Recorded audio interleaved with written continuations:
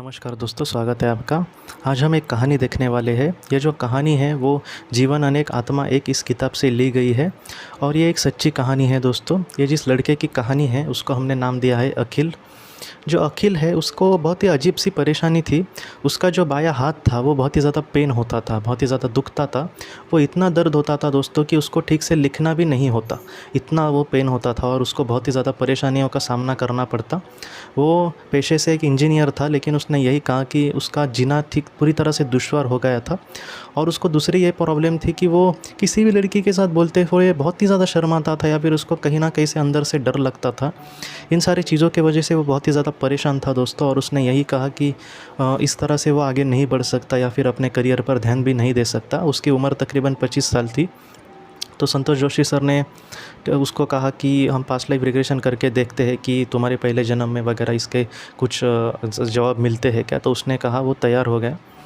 उसको past life regression उसका जब किया गया तो उसका एक जन्म जो था, उस जन्म में क्या हुआ दोस्तों कि वो अपने गांव में एक बैंक में काम करता था और किसी तरह से अच्छी जीवन चल रहा था। लेकिन उसको एक अमीर लड़की के साथ प्यार हुआ।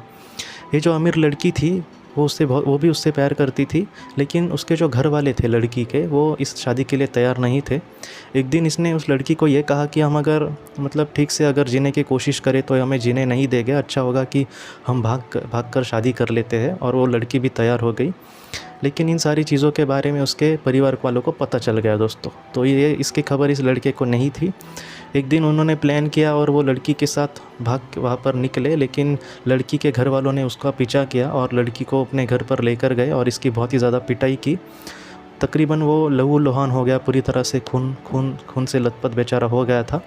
और ऐसे वक्त में उसके लड़की के जो घर वाले थे उसमें से किसी एक इंसान ने उसके बाएं हाथ पर गाड़ी ही चला दी दोस्तों। और उसका पूरी तरह से हाथ वो नष्ट हो गया और उसको इतना दर्द हुआ कि उसको समझ नहीं आया कि वो आगे क्या करे।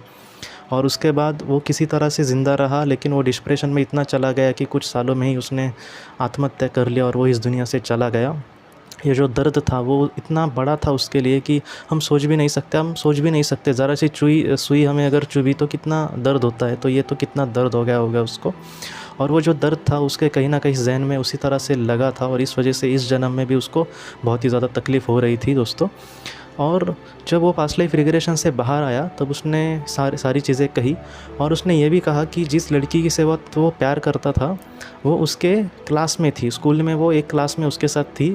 और उसने ये भी कहा कि उसको देखकर मुझे लगता था कि मैं इसको बहुत ही पहले से जानता हूँ, लेकिन वो बहुत ही शर्माता था बात करने के लिए।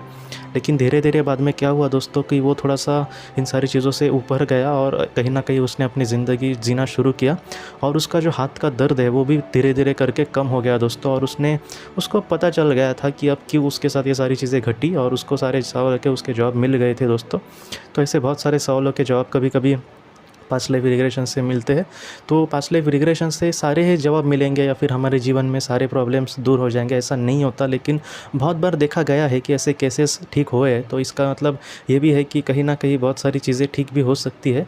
लेकिन कभी कभी पास्ट लाइफ रिग्रेशन थेरेपिस्ट नहीं मिल पाते या फिर बहुत सारी प्रॉब्लम में आजकल लोग मुझसे संपर्क करते तो मैं देखता हूँ, तो मुझे ऐसा लगता है कि कहीं ना कहीं इन सारी चीज़ों को बढ़ावा देना मिलना चाहिए इस दुनिया में। और इसकी जो फ़ीस है वो भी बहुत ही कम होनी चाहिए। तो इन सारी चीज़ों का हमारी अगर संस्था कल बढ़ती है तो मैं ज़रूर कुछ ना कुछ करने का ज़रूर प्रयास करूँगा।